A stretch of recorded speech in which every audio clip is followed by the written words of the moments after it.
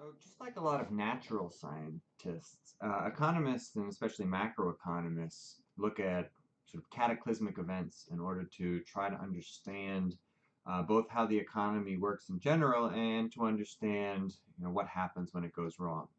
And so, in this chapter, what we're going to look at is the Great Depression and the Great Recession and the intervening period and sort of what caused each one, and what are some of the policies that might help make the economy more stable and help make prosperity more widespread. So if we try to learn from the past, there's obviously two periods over the last 100 years that really stick out. There's the Great Depression that started in 1929 and lasted for basically a decade. And then there's the Great Recession, which began in 2007, although the financial crisis didn't start until the fall of 2008. And while it wasn't as bad as the Great Depression, did last a long time, and we're still feeling the effects, especially in terms of the long-term unemployed. So if we compare the two, we'll see that they have a lot of things in common. They were both caused by asset bubbles that were fueled by debt, and because of that led to financial crises.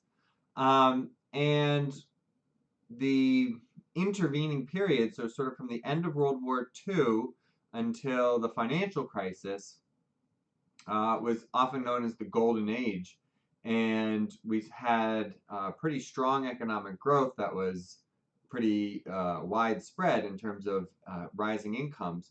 And we'll see sort of how that came to an end and led to the later period, which was eventually called the Great Moderation, but then led to the financial crisis.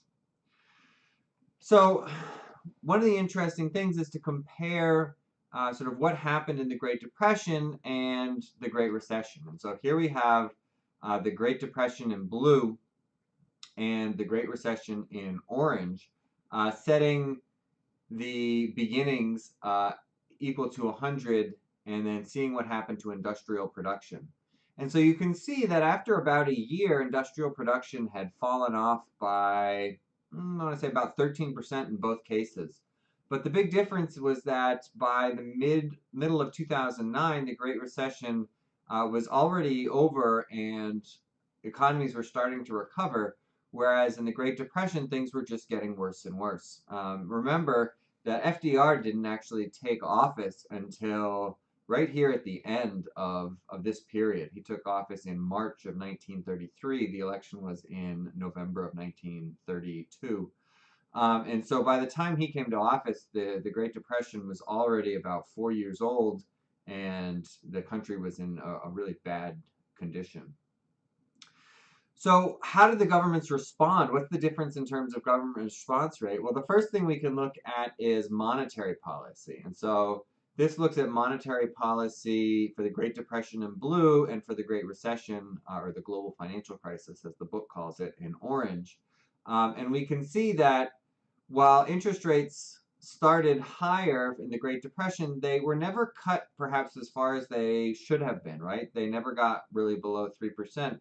Whereas for the Great Recession, one of the problems was that they weren't higher when they started, so there was only so much they could cut, but they were cut almost to zero. In the United States, it was basically cut to zero, and other countries didn't cut them quite as deeply, but they cut them quite significantly.